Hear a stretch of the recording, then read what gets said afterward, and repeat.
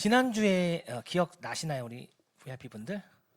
지난주에 이제 출애굽을 하고 우리 모세가 하나님의 참 인도하신 가운데 재앙과 유월절을 지나서 출애굽을 해서 이제 시내산으로 가서 율법을 하나님으로부터 받게 됩니다.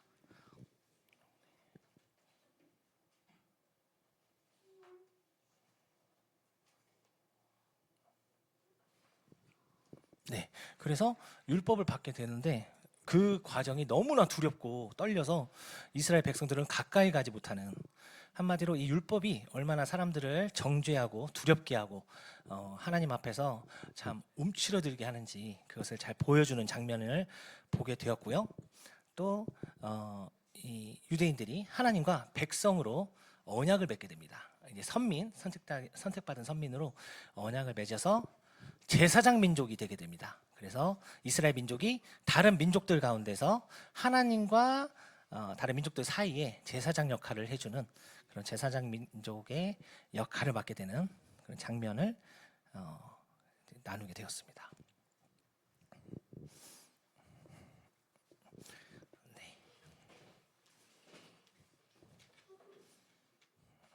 네, 그리고 이제 율법을 받고 그것을 지키겠다고 맹세를 하고 하나님 앞에서 이제 그 뒤로 계속해서 이스라엘 백성들이 불만을 토하고 그 엄청난 홍해의 기적과 10가지 재앙, 그 유월절에 그런 큰 재앙, 기적까지 다 경험을 했음에도 불구하고 하나님께 다시 원망하고 돌아가고 싶다고 하는 그런 또 안타까운 상황도 보게 되었고요. 네, 그래서 오늘은 그 뒤를 이어서 결국 그 율법은 거울과 같아서 내가 하나님 앞에서 얼마나 죄인인지를 깨닫게 해주는 그런 사실. 그래서 율법이 있음으로 인해서 우리가 하나님 앞에서 얼마나 죄인인지를 깨닫게 해주는 역할을 하는 그 율법. 그래서 율법도 은혜라고 성경에서는 분명히 말씀하고 있습니다. 네. 그리고 오늘은 이제 10일과 진행을 해보겠습니다. 잠시만요.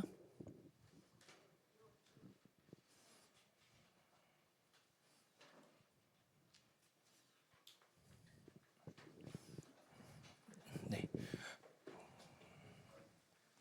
우선 안 보니까 제가 우선 제 걸 보면서 말씀드리겠습니다. 율법은 3가지로 구분이 됩니다.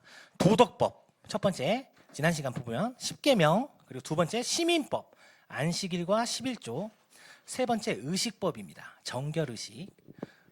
그래서 이 3가지 구분이 있었고요.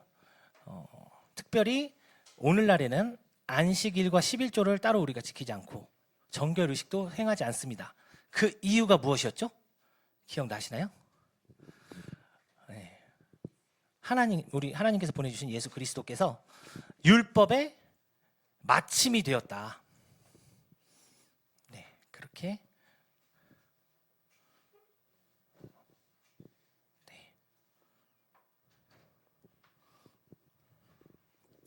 그렇게 해서 예수님께서 십자가에 달려 돌아가실 때 테텔레스타이, 다 이루었다. 영어로는 it is finished. 결국 우리 율법은 하나님을 두려움을 깨닫게 하고 내가 하나님 앞에서 죄인이기 때문에 결국 내가 율법으로는 구원받을 수 없다는 사실을 깨닫고 두 손을 들고 나오는 것인데 결국 하나님의 아들이신 예수님께 돌이키도록 하는 그런 역할을 하는 것이 율법이다라고 지난 시간에 말씀을 드렸습니다. 자, 오늘은 그래서 이제 이어서 오늘하고 다다음 주까지 두 번의 저에게 시간을 주셨는데요, 남았는데요. 주님의 은혜로 참 여기까지 잘 우리 VIP 분들과 함께 교제할 수 있게 해주셔서 주님께 감사를 드립니다. 마지막 이제 오늘 그리고 다다음 주 이 두 번은 예수님에 대해서 본격적으로 말씀을 드리려고 합니다. 하나 여쭤보겠습니다. 구원받을 수 있도록 가장 먼저 우리 VIP 분들이나 예수님을 찾는 사람들에게 권하는 말씀이 2개가 있습니다. 2가지가 어딜까요? 요한복음 3장 16절 혹시 아시나요? 하나님이 세상을 이처럼 사랑하사 독생자를 주셨으니 이는 저를 믿는 자마다 멸망치 않고 영생을 얻게 하려 하심이니라. 바로 요한복음입니다. 구원받을 수 있도록 먼저 권하는 성경책 두 가지. 하나는 요한복음, 두 번째가 로마서인데요. 요한복음에 대해서 특히 제가 이제 주일학교 남자 교사 형제님들과 지난 시간에 아동부 연대기를 했었는데, 그때 요한복음을 가지고 우리 주일학교 아이들과 교제를 했는데, 연대기 교제를 했는데 너무 저에게 주는 은혜가 커서 깨닫게 해주신 것도 커서 이렇게 나누고 싶어서 오늘은 이렇게 요한복음을 주제로 중심으로 해보겠습니다. 요한복음에서 가장 중요한 장이 몇 장일까요? 가장 중요한 장. 예, 1장입니다. 네. 잠시만요.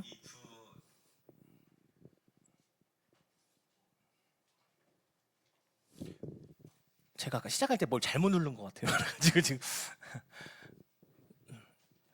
네.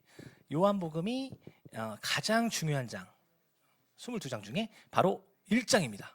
1장이 너무나 많은 거기에서 은혜나 신학적인 또 하나님의 주시는 그런 풍성한 깨닫게 하는 게 있어서 오늘 1장을 중심으로 한번 나누도록 하겠습니다. 1장을 제대로 알게 되면 우리 예수님에 대해서 정확하게 바르게 알게 되거든요. 그래서 요한복음 1장을 가지고 오늘 교제 나누겠습니다.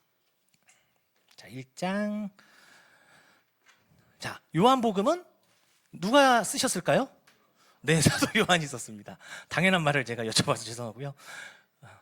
언제 쓰여졌을까요? 이게 이 정도는 좀 어렵죠. 네, 제일 마지막에 쓰여진 성경입니다. 이 성경이 사도 바울의 서신서, 베드로 사도의 서신서가 다 쓰여지고 난 다음에 AD 50년, 60년에 다 쓰여진 것으로 보이는데, 그 이후에 맨 마지막으로 사도 요한이 반모섭에 유배됐을 때 요한계시록과 함께 마지막으로 쓰여진, 마태, 마가, 누가, 요한복음이 있어서 많은 분들이 이제 일찍 쓰여졌을 거라고 생각을 하고 저도 그랬는데 알고 보니까 제일 마지막에 쓰여졌습니다. 그래서 어떤 특징이 있냐면 창세기부터 요한계시록까지를 다 요약을 해놨습니다. 사도 요한이 거기에 핵심을 모아놨어요. 그게 요한복음입니다. 왜냐하면 사도 요한은 다 봤거든요. 바울의 서신도 보고 사도 베드로의 서신도 봤기 때문에 그런 것들을 다 인지한 상태에서 하나님이 주시는 그 말씀을 받아서 결국 어떻게 이것이 정확하게 성경의 창세기부터 요한계시록까지 얘기하고 계시는 예수 그리스도, 그분에 대해서 정확하게 요약해서 어떤 면에서는 정리해서 해놓은 것이 바로 요한복음이 되겠습니다. 나오네요. 네. 아까 말했듯이 가장 먼저 권하는 말씀은 요한복음입니다.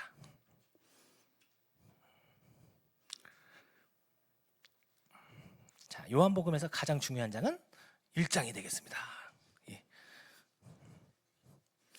자, 한번 해보겠습니다. 읽어보겠습니다. 제가 읽겠습니다. 태초에 말씀이 계시니라. 이 말씀이 하나님과 함께 계셨으니 이 말씀은 곧 하나님이시니라. 그가 태초에 하나님과 함께 계셨고 만물이 그로 말미암아 지은 바 되었으니 지은 것이 하나도 그가 없이는 된 것이 없느니라. 그 안에 생명이 있었으니 이 생명은 사람들의 빛이라. 네. 잠시만요.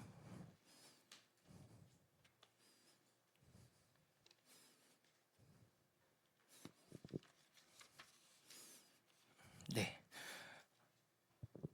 태초에 말씀이 계셨는데 이 말씀이 곧 누구라고 하시죠?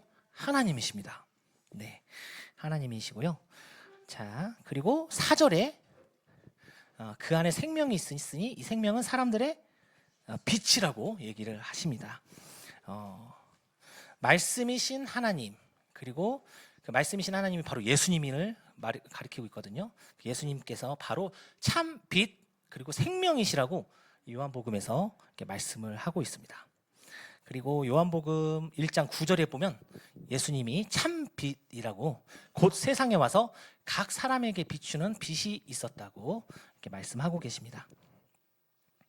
자, 그런데 이렇게 빛이 되신 예수님 오셨는데 문제가 있습니다. 네, 빛이 어둠에 비치되 어둠이 깨닫지 못하더라. 영원 전부터 빛이신 예수님께서 계속 빛을 비추셨는데 그 빛을 사람들이 어둠 가운데서 깨닫지를 못했다고 사도 요한이 1장 5절에서 이렇게 분명하게 말씀하고 있습니다.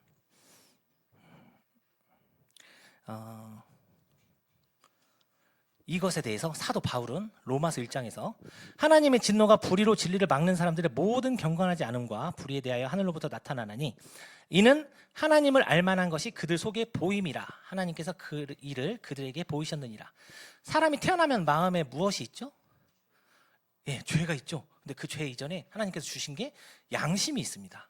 그래서 제가 이제 자녀가 셋인데 잘못을 하고 있어요. 막내가 지금 이제 2살인데 제가 가면은 화들짝 놀랍니다. 막 어머니 짓 하다가 화들짝 놀라서 막 갖고 있는 거 떨어뜨리고 막 뭐 저는 혼 안 내거든요. 근데 막 놀래가지고 막 어찌할 바를 모르고 양심은 있구나. 하나님께서 그 갓난 애기한테도 양심을 주셔서 자기가 뭘 잘못했는지는 알고 있는 거예요. 그런 것들을 하나님이 사람에게 주셨다는 겁니다. 그런데도 깨닫지 못한다는 거예요. 또 20절에 창세로부터 그의 보이지 아니하는 것들 곧 그의 영원하신 능력과 신성이 그가 만드신 만물에 분명히 보여 알려졌나니 그러므로 그들이 핑계하지 못할지니라. 창조론 제가 첫 시간, 2번째 시간 이용해서 노아 홍수 심판 때도 너무나 많은 이 세상의 증거들, 공전, 자전, 이 미세 조종되어 있는 이 우주의 법칙들, 중력의 법칙부터 해서 이 모든 것들이 또 살아있는 생명에서 생명이 나온다는 거, 이런 것들이 너무나 상식적으로 당연한 것이기 때문에 그것을 보면서 사람들이 알 수가 있는데 사람들이 일부러 그것을 거절한다고 하나님께서는 사도 바울을 통해서 말씀하고 있습니다. 21절에 하나님을 알되 하나님을 영화롭게도 아니하며 감사하지도 아니하고 오히려 그 생각이 허망하여지며 미련한 마음이 어두워졌나니 스스로 지혜 있다 하나 어리석게 돼요. 왜 사람들이 거부할까요? 뭔가 하나님이 계신 것 같긴 한데 인정하고 싶지가 않은 거예요.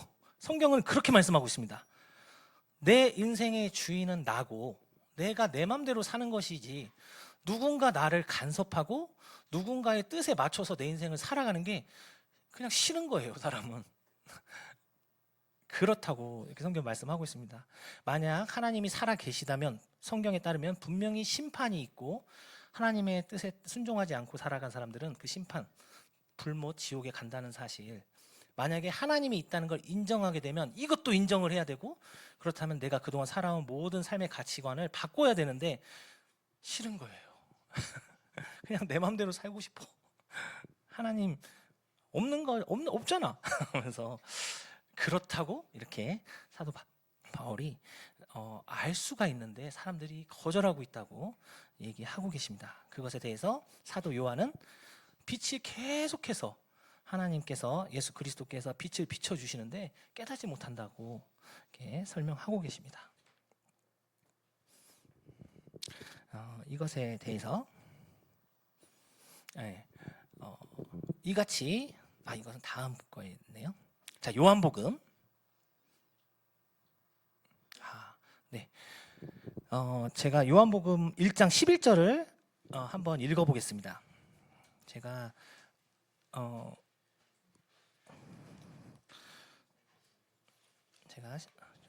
제작하는 과정에서 저장을 잘못했네요.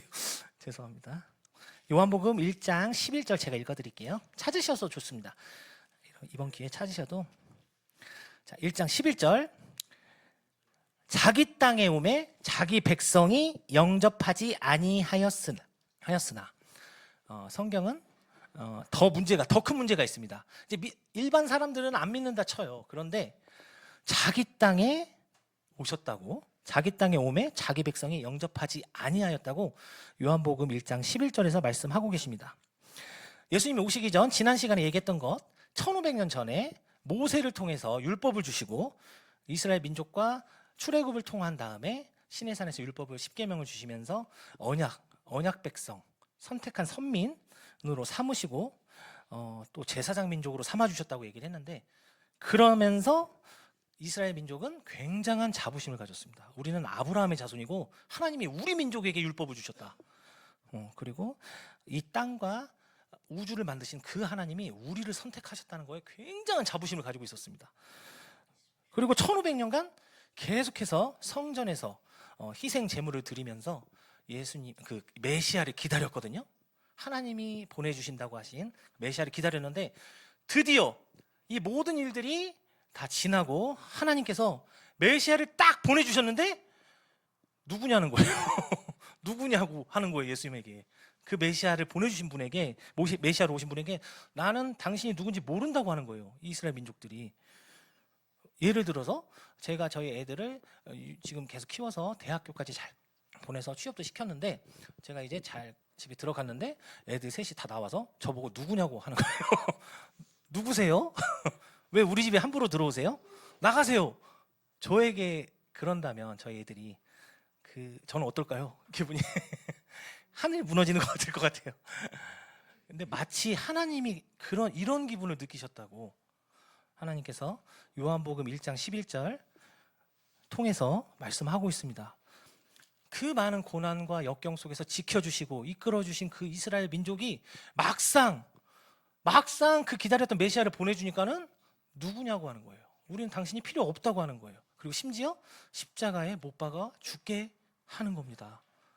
너무나 이런 아이러니하고 안타까운 일이 일어났다고 우리 사도 요한은 1장 11절에서 자기 땅에 오매 자기 백성이 영접하지 아니하였다고 말씀하고 있습니다.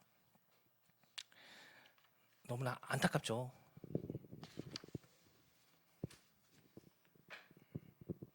왜 이런 일이 생겼을까요?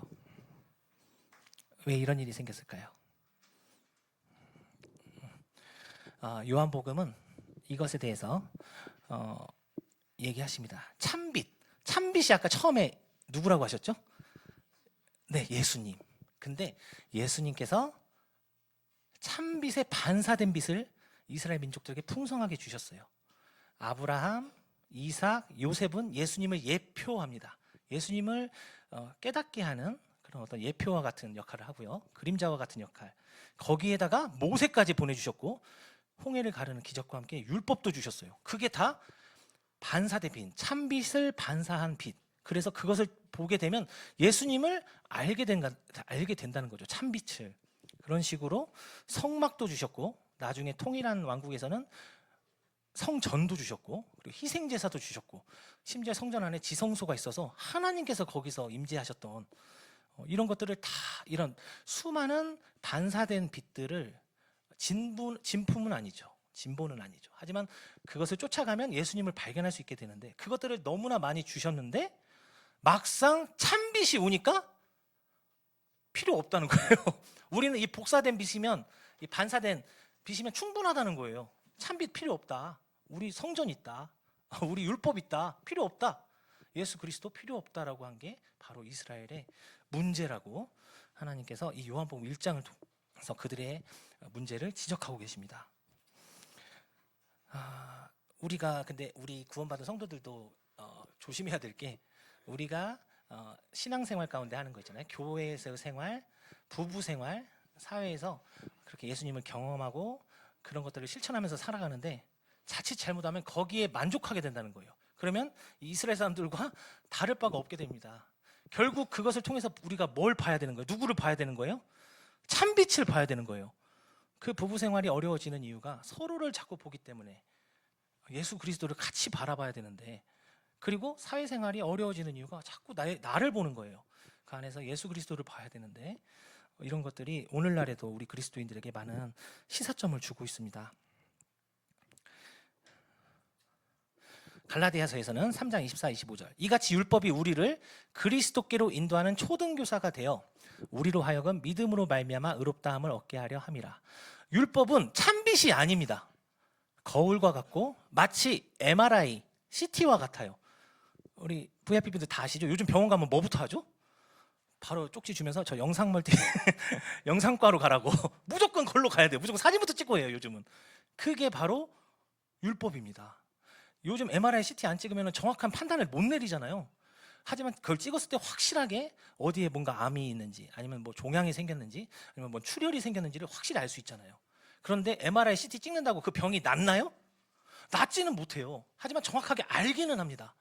마치 이 율법이 이렇다는 거예요. 이것처럼 우리를 깨닫게 한다는 거예요.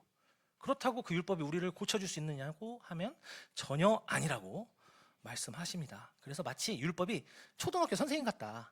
아이들에게 그걸 인도해주는. 근데 초등학교 선생님이 그리스도는 아닌 거죠. 그리스도께로 인도하는 초등학교 교사와 같다.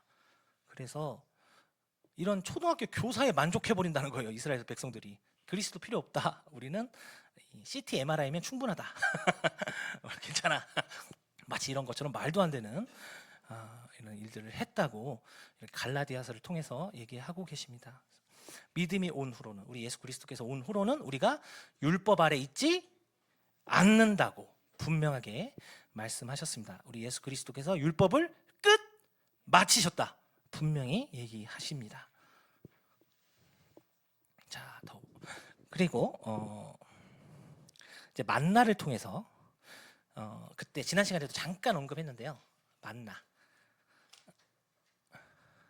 네. 이스라엘 백성들이 출애굽을 하고 광야에서 40년간을 하나님께 불순종하는 바람에 가나안 땅에 바로 들어가지 못하고 엄청 뺑뺑뺑뺑 돕니다. 그때 당연히 먹을 게 없잖아요. 사막인데. 그래서 하나님께서 무려 40년간 이 만나라고 하는 먹을 것을 주셔요. 그래서 유일하게 이 세상에 있는 모든 민족들 중에 유일하게 이 이스라엘 민족만 이 만나를 먹게 돼서 여기에 대해서도 자부심이 엄청났습니다. 그래서 예수님이 오셨을 때 이 이스라엘 민족들은 특징이 있어요. 표적을 원합니다. 그래서 예수님한테 묻습니다. 그들이 묻되 그러면 우리가 보고 당신을 믿도록 행하시는 표적이 무엇입니까? 하시는 일이 무엇이니까? 이렇게 물어봅니다. 기록된 바 하늘에서 그들에게 떡을 주어 먹게 했다 함과 같이 우리 조상들은 광야에서 만나를 먹었나이다. 예수님한테 얘기하는 거예요. 그리스도 메시아가 오셨는데 그 메시아한테 우리는 모세가 하나님을 통해서 만나를 주었다고 우리 조상들한테. 당신은 우리에게 뭐를 줄 거냐고. 한마디로 참빛이 오셨는데 우리랑 짝퉁 있다. 가짜 빛이 있다. 당신 뭐 이런 거 보여줄 수 있냐고 참빛한테 따지는 거예요. 그렇다고 이렇게 얘기하시는 거거든요. 그러니까 예수님께서 답답하신 거예요. 결국 그 만나가 상징하는 게 뭐예요? 결국 그 만나가 예수님을 상징하는 거거든요. 하늘에서 오신 생명의 떡이라고 이스라엘 백성들에게 깨닫게 하시려고 예수님이 직접 얘기하십니다. 너희들은 지금 그 복사본 빛을 얘기하고 있다. 가짜 빛을. 내가 진짜다. 내가 곧 생명의 떡이니라. 나를 먹어야 된다. 너희 조상들이 만나를 먹어도 죽었지 않느냐. 하지만 50절에 이는 하늘에서 내려오는 떡이니 사람으로 하여금 먹고 죽지 아니하게 하는 것이니라. 51절 나는 하늘에서 내려온 살아있는 떡이니 사람이 이 떡을 먹으면 영생하리라. 내가 진짜라고 이스라엘 백성들에게 아예 대놓고 얘기를 해주신 거예요. 그랬더니 이스라엘 백성들이 식인종이다. 어떻게 당신 살을 먹냐고 말귀를 못 알아듣는 거예요. 이스라엘 사람들이. 너무나 안타까운 거예요. 참 빛이 오셨는데 못 알아보게 이해가 안 돼. 이게 왜 하면서 복사본 빛에 너무 쪄들어 있어가지고 이 율법과 모세를 통한 이 율법에 1500년간 찌들어가지고 정작 진짜 기다리던 메시아가 오셨는데 못 알아보는 거예요. 너무나 안타까운 일이 이렇게 이루어지는 걸 보게 됩니다. 그래서 요한복음은 요한 사도는 계속 얘기하는 게 이겁니다. 다 같이 읽어보겠습니다. 시작. 너희가 성경에서 영생을 얻는 줄 생각하고 성경을 연구하거니와 이 성경이 곧 내게 대하여 증언하는 것이니라. 제발 성경을 연구해라. 자세히 알아야 정확히 알 수가 있습니다. 정확히 알아야 자세히 믿을 수가 있어요. 분명히 참빛을 보내주신다고 하셨고 이런 복사본 빛들을 통해서 그것들을 예표로 계속 보여주셨는데 너희들이 지금 성경을 잘못 알고 있다. 하나님께서 예수님께서 이렇게 얘기하시면서 성경을 제대로 연구해보라고 탐구해보라고 이렇게 얘기하십니다. 아는 것이 중요하다고 정확하게 아는 게 이렇게 얘기를 하십니다. 너무 안타깝죠. 그리고 1장 12절 영접하는 자 곧 그 이름을 믿는 자들에게는 하나님의 자녀가 되는 권세를 주셨으니. 너무나 많은 분들이 좋아하는 말씀이고 이 말씀으로 구원받은 분도 많은데요. 그 빛이 오셨는데 다 그 빛을 받아들인 게 아니고 소수의 사람들만 그 빛을 받아들였다는 거예요. 저희 참 안타까운 건 저희 VFL 분들이 정말 많은 분들이 수년간 왔다 가셨는데 너무나 많은 분들이 이 빛을 보셨음에도 불구하고 그 빛을 수용하지 못하고 받아들이지 못하고 영접하지 못하고 결국엔 떠나신 분도 너무 많다는 사실 참 안타깝습니다. 소수의 사람들만 이 빛에 반응한다고 주님이 이렇게 말씀을 하고 계십니다. 영접은 영어로 리시브라고 합니다. 요즘 저희 교회 청년 기원 형제 자매님들 그 배구를 많이 하는데 서브를 딱 넣으면 받는 걸 뭐라고 하죠? 리시브. 하나님이 서브를 넣으신 거예요. 팍! 바로 예수 그리스도를 넣으셨어요. 그러면은 영접한다는 거 뭐예요? 받는 거예요, 받는 거. 이거 쉬운 거예요. 하나님께서 창세 전부터 계속해서 빛을 주셨습니다. 빛을 쏴주셨어요. 우리 예수 그리스도라고 하는 참빛을 그 분을 받는 거예요. 이렇게 리시브하는 거라고 말씀하고 계세요. 리시브 하면은 손이 어떻게 되죠? 얼얼합니다. 세게 왔을수록 얼얼하고 빨갛게 변하죠. 그런 것처럼 그 예수님이 오신 그 빛을 받게 되면 우리가 마음판에 받게 되는데 그러면 그 증거가 남는다는 거예요. 예수 그리스도가 우리 마음판에 들어오시면 그 증거, 우리 삶이 변하게 되고 그분을 사랑하게 되고 인격적인 관계를 맺으면서 그분과 계속해서 닮아가는 이러한 변화들이 예수님을 진짜 리시브한 사람들, 영접한 사람들에게서 나타난다고 주님께서 말씀하고 있는 것입니다. 그리고 그 이름을 믿는 자, 그 이름, 예수님의 이름이 무슨 뜻인지 아시나요? 우리 VIP도 많이 들어보셨죠? 네, 제가 또 안 가져왔는데 내가 좀 이상하게 저장을 해놨습니다. 죄송합니다. 제가 읽어드릴게요. 마태복음 1장 21절에 이는 그가 자기 백성을 그들의 죄에서 구원할 자이심이라 하니라. 그 예수님의 이름의 뜻이 바로 그 자기 백성을 그들의 죄에서 구원할 자라는 뜻입니다. 이 이름 그대로 참빛 우리 예수님께서 나를 내 죄에서 구원할 자이시구나, 유일한 구원자이시구나 라고 믿는 자들에게 하나님의 자녀가 되는 권세를 주셨다고 요한복음 1장 12절을 통해서 말씀하고 계십니다. 또 이 이름을 믿는다는 것은 그 사람의 전 인격, 그분의 능력, 그분의 사역, 위대함, 영광, 거룩함을 다 믿는다는 뜻이에요. 그 예수님의 이러한 영광과 사역과 십자가에서 돌아가신 모든 것들을 이 성경 말씀에서 언급하신 모든 것들을 그대로 믿는 자들에게 하나님의 자녀가 되는 권세를 주셨다고 말씀하고 있습니다. 하나님의 자녀가 된다는 게 어떤 뜻일까요? 베드로 사도를 통해서 이 부분을 얘기를 하셨습니다. 3절에 그의 신기한 능력으로 생명과 경건에 속한 모든 것을 우리에게 주셨으니 이는 자기의 영광과 덕으로서 우리를 부르신 이를 알므로 말미암음이라. 알아야 되죠. 아까 계속해서 알아야 된다고 말씀드렸는데 어떻게 알아야 된다고 하셨죠? 요한 사도가 탐구해라, 연구해라, 정확하게 참빛 예수님을 다른 복사본에 속지 말고, 복사본에 넘어가지 말고 정확하게 말씀 그대로 알아야 된다고 얘기하셨고요. 그렇게 안 사람들은 구원을 받는다고 말씀하시고요. 그런 사람들은 4절 다 같이 읽어보겠습니다. 시작. 이로써 그 보배롭고 지극히 큰 약속을 우리에게 주사 이 약속으로 말미암아 너희가 정욕 때문에 세상에서 썩어질 것을 피하여 신성한 성품에 참여하는 자가 되게 하려 하셨느니라. 신성한 성품, 하나님의 성품을 말씀하십니다. 영어로는 divine nature라고 하는데요. 하나님의 본성은 이 하나님의 성품을 공유한다는 거예요. 우리 인간이, 우리 피조물인 인간이 하나님의 본성을 같이 공유한다는 거예요. 하나님의 본성이 뭐죠? 괴롭고 슬프고 고통 가운데 비참하게 있는 것은 하나님의 본성이 아닙니다. 영광 가운데, 거룩한 가운데, 기쁨 가운데 고통도 없고 슬픔도 없고 눈물도 없는 그 아름다운 그런 하나님의 성품에 우리 같은 사람들이 참여한다는 거예요. 이거 엄청난 거거든요. 단순히 천국에 가는 걸로 끝이 아니고 이런 하나님의 성품에 참여하는 신이 된다는 거예요. 우리 인간들이. 이게 예수님을 믿는다는 것의 핵심입니다. 단순히 천국 가는 걸로 끝이 아니고 우리가 하나님의 성품에 참여하는 자가 된다. 이것을 인간의 행위로 이루어 보려고 하는 사람들이 아담을 비롯한 그 수많은 죄인들의 모습입니다. 하나님을 믿음으로 가는 게 아니고 내 행위로 내가 하나님께 도전해서 신과 같이 되겠다 했을 때는 다 실패하지만 오히려 내 자신의 죄악됨, 죄인됨을 내려놓고 주님, 우리 예수 그리스도 외에는 제가 구원받을 수 있는 방법이 없습니다 라고 자신을 내려놓는 사람들, 그 참빛을 리시브하는 사람들, 그분들은 오히려 하나님의 성품에 참여하는 자가 된다고, 엄청난 말씀이거든요. 이렇게 얘기를 하십니다. 창조주와 같은 성품을 공유한다는 거예요. 와, 이거는 저 같은 사람은 상상이 안 됩니다. 근데 이렇게 된다고 하나님께서 베드로 사도를 통해서 얘기하십니다. 1장 13절에 이는 혈통으로나 육정으로나 사람의 뜻으로 나지 아니하고 오직 하나님께로부터 난 자들이니라. 아까 얘기했지만 혈통, 사람의 노력으로 되는 게 절대로 아닙니다.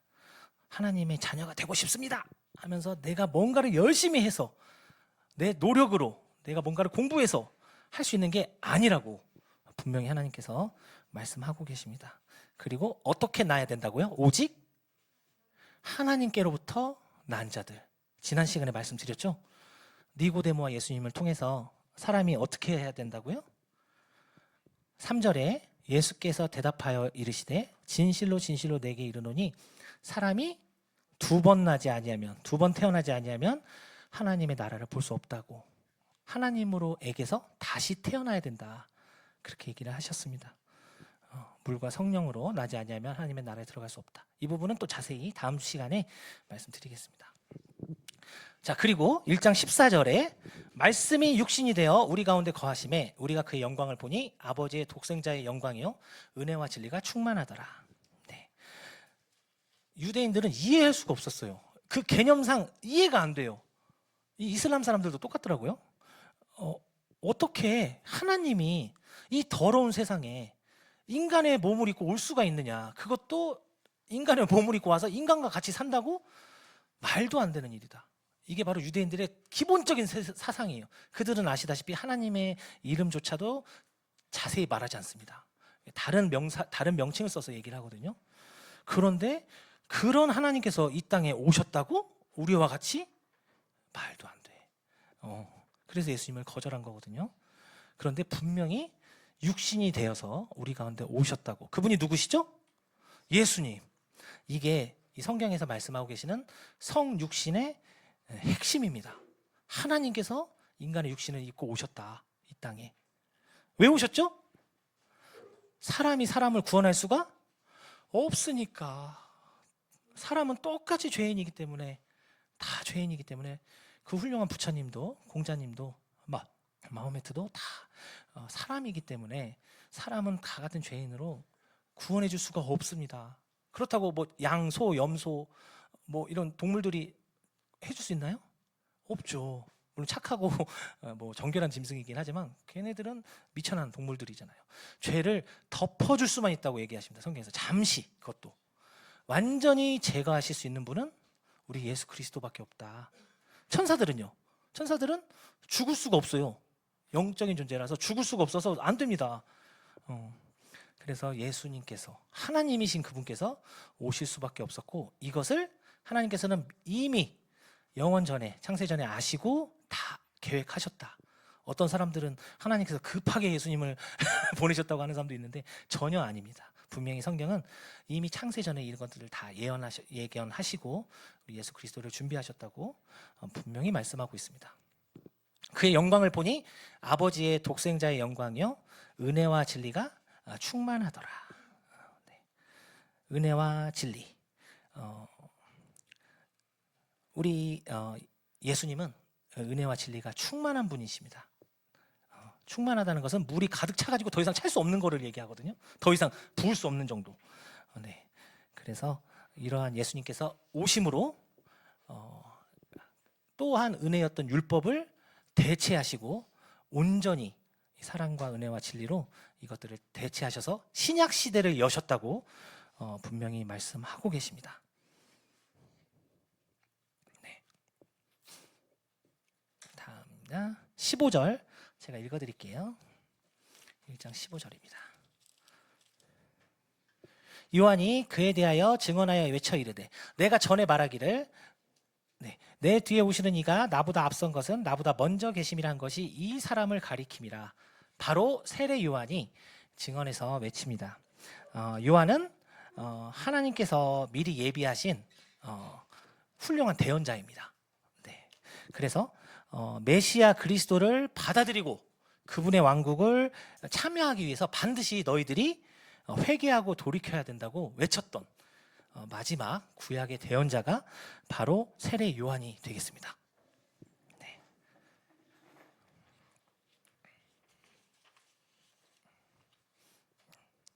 자, 16절.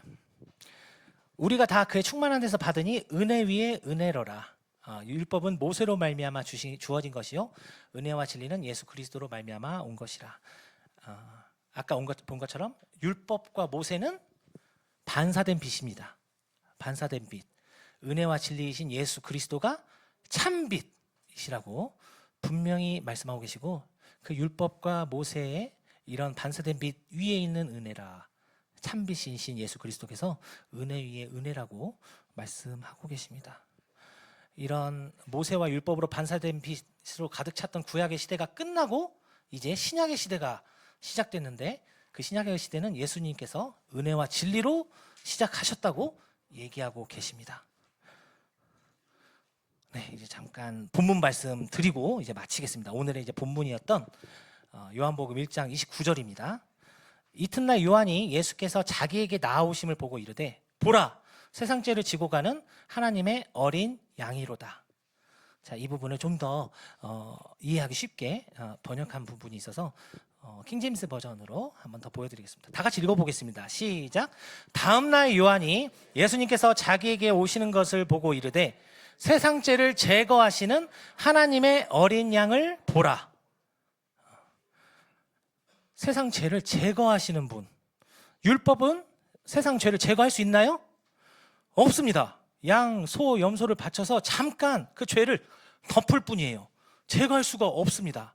오직 그 죄를 제거하시는 분은 아까도 말한 것처럼 사람도 아니고 천사도 아니고 동물도 아니고 오직 하나님의 어린 양 예수 그리스도라고 얘기하십니다. 하나님이 보내주신 어린 양이에요. 사람의 어린 양이 아닙니다. 사람이 키우고 사람이 만들어낸 그런 양이 아니고 정말 세상과는 다른 하나님께서 보내주신 분, 그 어린 양 예수 그리스도라고 성경은 분명하게 말씀하고 있습니다. 지난 시간에 유월절 때 말씀드렸죠. 어린 양의 목적이 뭐죠? 어린 양을 왜 유월절 때 잡았죠? 네, 죽여서 피를 바르려고, 피를 뿌리려고, 피를 흘리고 죽는 것이 어린 양의 목적입니다. 그래서 우리 하나님의 어린 양이신 예수님이 어떻게 되셨죠? 이 땅에 오셔서 피를 흘리고 돌아가셨어요. 피를 흘리고. 왜냐하면 성경은 우리 하나님께서 계속해서 말씀하고 있습니다. 율법을 따라 거의 모든 물건이 피로써 정결하게 되나니 피 흘림이 없은즉 사함이 없느니라. 우리의 죄사함은 반드시 그 죄가 없는 존재가 피를 흘려서 가능한데, 양소 염소는 잠깐 그 죄를 덮을 뿐이고 온전히 이 모든 죄를 사할 수 있는 분은 바로 예수 그리스도라고, 그것도 하나님의 어린 양으로 오셔서 피를 흘리고 죽으셔야 된다는 사실을 이렇게 얘기를 하고 계십니다. 그리고요, 다음날 요한이 예수님께서 자기에게 오시는 것을 보고 이르되 세상 죄를 제거하시는 그분이 바로 우리 예수님이시다. 세상 죄, 아담부터 천년 왕국에 태어날 사람들 것까지 모든 죄를 한 번에 제거하시는 분, 이분이 바로 하나님의 어린 양 예수님이시다고. 이 세상에 분명히 수백억의 사람들이 살다 죽었을 텐데, 또 태어날 텐데, 그 태어날 사람들의 죄까지 모두 가져가신 분이 바로 예수님이시라고 요한복음에 분명히 말씀하고 계십니다. 요한 사도가 요한 1서를 통해서 더 확증하고 있습니다. 다 같이 읽어보겠습니다. 시작. 그는 우리 죄를 위한 화목제물이니 우리만 위할 뿐이 아니요 온 세상의 죄를 위하심이라. 우리 구원받은 성도님들의 죄를 위해서 이렇게 어린 양으로 화목제물이 되셨을 뿐만 아니라 이 자리에 없는 분들, 이 세상을 살다가 많은 분들, 지금도 살고 있는 많은 사람들, 믿지 않는 사람들의 죄까지도 다 제거하셨다. 온 세상의 죄를 다 제거하신 분, 그분이 하나님의 어린 양 예수 그리스도라고 분명하게 온 세상의 죄를 위하심이라고 말씀하고 있습니다.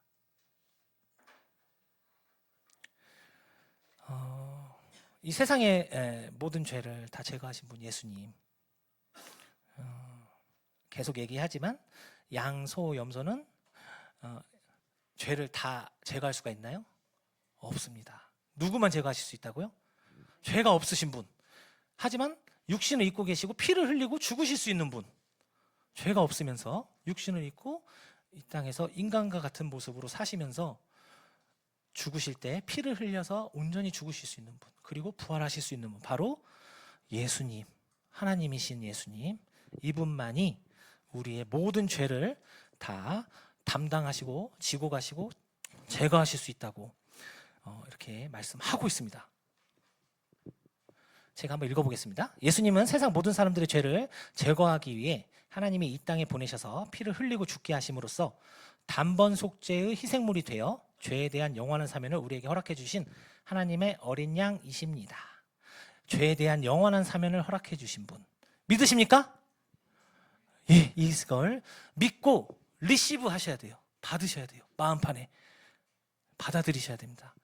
뭐 외우고 뭐 시험 보고 이런 게 아니고 정말 인격적인 존재로 이 하나님이신 그분 예수님을 받아들여야 됩니다. 자, 그리고 오늘의 마지막 핵심입니다. 다음 날 요한이 예수님께서 자기에게 오시는 것을 보고 이르되 세상 죄를 제거하시는 하나님의 어린 양을 보라! 라고 얘기했습니다. 보라고. 우리가 우리의 죄를 제거하기 위해서 하나라도 한 게 있나요? 하나도 없어요. 모든 거 A부터 Z까지 전부 하나님께서 예수 그리스도를 통해서 해주셨습니다. 사랑으로, 은혜로, 값없이. 우리는 한 게 하나도 없어요. 그런데 이것이, 이 일이 나에게 적용이 되려면 봐야 된다는 거예요. 이건 누가 해야 돼요? 내가 해야 돼요. 유월절날 문설주인방에 누가 바르죠? 그 사람이 발라요. 죄를 속죄한 유월절을 죽음의 사 지나갈 수 있게 한 그 사람. 내가 보는 것입니다. 보는 건 나의 몫이에요. 여기서 이 영원한 생명이 갈리는 것입니다. 이 본다는 것은 예수 그리스도를 내 자신의 유일한 구세주로 믿고 받아들인다는 뜻입니다. 모세가 광야에서 놋뱀을 들었습니다. 불뱀에 물린 사람들이 그 놋뱀을 보면 살았습니다. 보면 살았어요. 그 본다는 건 뭐예요? 그 모세의 말을 신뢰하고 저걸 보면 살 수 있다는 말을 신뢰하고 믿고 내 마음에 새기고 보는 거거든요. 본다는 게 그런 의미가 있습니다. 바로 봐야 된다는 거. 우리 예수 그리스도를 이 하나님의 어린 양으로 오셔서 피를 흘려서 십자가에서 죽으시고 율법의 시대를 끝마치시고 다시 묻히셨다가 부활하셔서 지금 하나님 우편에서 우리를 보고 계시는 그분을 봐야 된다는 거예요. 그 본 사람만이 하나님 앞에 죄 없이 설 수가 있다고 이 세례 요한의 이 말씀을 통해서 분명히 얘기하고 계십니다. 이제 한 가지 예화만 드리고 마치겠습니다. 스펄전이라고 하는 분이 있어요. 이분 별명이 설교의 황태자입니다. 1834년에서 1892년을 사신 분이고 영국에 계신 분인데 침례교 목사님인데 이분이 구원을 16살, 5살에 받았는데 되게 조숙하셨더라고요. 10살 때부터 내가 구원받지 못했다는 사실에 너무 괴로운 거예요.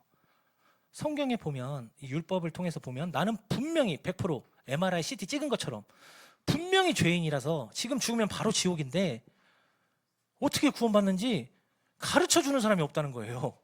이분의 아버지가 목사님이고 할아버지가 목사님인데 또 이분이 교회를 다니는 분인데 이런 쉬운 정말 확실한 복음을 전해주는 교회가 없었다는 거예요. 무려. 그래서 5년을 찾아다닙니다. 영국에 자신 태어난 지역에 있는 교회를 다 다닙니다. 다 다녀. 여기서 보면은 저는 기독교 나라, 이분이 이제 구원 간증문에 쓴 내용이에요. 본인이 쓰신 거예요.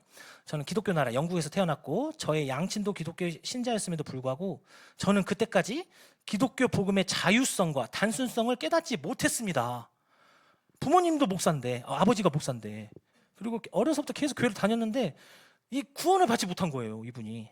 그래서 자신이 살고 있던 동네에 여러 예배당을 두루 다니며 헤매 다녔습니다. 다 들어본 거예요, 그 말씀들을. 그런데 그 어느 곳에서도 이 복음이 온전히 설교되는 것을 듣지 못했다고. 어떤 곳에서는 율법에 대해서 강하게 얘기하시고, 어떤 부분에서는 세상을 어떻게 참 지혜롭게 살 것인가, 또 어떤 곳에서는 어떻게 하면은 주님의 군사로 용감하게 싸울 것인가, 이런 얘기들은 뭐 다 하는데 제일 중요한 복음을 전하지 않는다는 거예요, 이 교회들이. 너무나 고통 속에서 5년을 보냅니다. 그러다가 그날도 이제 교회를 찾아서 헤매다가 눈에 너무 많이 와가지고 조그마한 교회에 어쩔 수 없이 더 가다가 이제 큰일 나게 생겨가지고 들어갔습니다. 그런데 모두 13명이 앉아 계시더래요. 조그마한 교회였는데. 그리고 그날 눈이 너무 많이 와서 목사님도 못 왔대요. 그래가지고 어쩔 수 없이 이제 설교는 해야 되니까 장로님인지 집사님인지 구두 수성공 아니면 양복 수성공 같이 생기신 분이 초라하신 옷차림의 분이 올라가시더랍니다, 강단에. 그리고 이분이 뭐 제대로 성경 뭐 주석을 보는 것도 아니고 배운 것도 아니고 뭔가 그런 것들을 공부한 분도 아니기 때문에 너무나 단순하게 설교를 하더래요. 처음부터 끝까지 성경 본문을 읽기만 하더래요. 준비가 안 돼 있으니까, 갑자기 올라갔으니까. 그 내용이 이거였다고 합니다. 이사야서 45장 22절. 땅의 모든 끝이여 나를 바라보라. 그리하여 너희는 구원을 받을지어다. 나는 하나님이요 나 외에는 다른 이가 없느니라. 땅의 모든 끝이여, 누구를 바라보라고요? 나를 바라보라. 하나님을 바라보라. 이사야서입니다. 그리하여 너희는 구원을 받을지어다. 하나님을 바라보라고, 그리고 구원을 받으라고 이사야서 말씀 45장 22절을 읽으신 거예요. 그러면서 친애하는 여러분, 이 본문은 매우 간단한 말씀입니다. 여기에서는 나를 바라보라고 했습니다. 쳐다보는 거 그렇게 힘든 거 아닙니다. 우리는 다리를 들거나 손가락을 움직일 필요도 없고요, 그저 보기만 하면 되는 것입니다. 그렇습니다. 우리는 보는 법을 위해서 대학에 가지도 않고 뭘 공부하는 것도 아니고 사람이라면 누구나 볼 수 있습니다. 이렇게 전한 거예요. 그러면서 갑자기 스펄전을 쳐다봅니다. 새로 오셨으니까 눈에 띄었겠죠? 청년이여, 당신은 왜 이렇게 비참한 모양을 하고 있습니까? 그러니까 깜짝 놀랐대요, 스펄전이. 어떻게 알았지? 행색은 깔끔하게 했는데 어떻게 알았지? 물론 저는 가련했건 비참했지만 그때까지 강단으로부터 제 개인의 모습에 대해서 이런 말을 들어보기는 처음이었습니다. 그러나 그의 한마디가 제 마음을 격동시켰습니다. 그 설교단에 올라간 분이 계속 외쳤답니다. 청년이 이 성경 말씀에 순종하지 않으면 언제나 가련할 것이네. 죽어서도 가련할 것이네. 그러나 이제 이 시간에 이 성경 말씀에 순종하면 청년은 구원받을 수 있네. 그러면서 큰 소리로 말했다고 합니다. 청년이여, 예수님을 바라보게. 지금 바라보게. 스펄전에게 이렇게 얘기했다고 합니다. 그때 스펄전이 저는 깜짝 놀랐습니다. 저도 모르는 사이에 자리에서 벌떡 일어났습니다. 이 순간에 저는 예수 그리스도를 내 자신의 개인의 구주로 영접했습니다. 복음은 이렇게 단순하면서도 확실하면서도 쉬운 것입니다. 예수님을 바라보는 거예요. 순간 어둠에 구름은 거치고 저는 광명한 햇빛을 보았습니다. 저는 주님의 귀하신 보혈과 단순하고 명확한 그리스도의 복음을 듣고 구원받았다는 사실에 놀라고 감사와 감격이 넘쳤다고 스펄전이 자신의 구원의 간증에 얘기합니다. 15살에서 16살 5년 6년을 헤매던 끝에 그런데 이 진리의 복음을 좀 더 일찍 누가 나에게 전했더라면 나를 바라보고 구원을 받으라고 했던 이 진리의 복음, 다 같이 읽어보고 마치겠습니다. 시작. 다음 날 요한이 예수님께서 자기에게 오시는 것을 보고 이르되 세상 죄를 제거하시는 하나님의 어린 양을 보라. 아멘. 세상 죄를 제거하시는 하나님의 어린 양을 봐야지 구원받습니다. 네, 기도하시고 오늘 말씀 마치겠습니다. 사랑이 많으신 아버지 하나님 감사합니다. 이렇게 우리 VIP 분들과 함께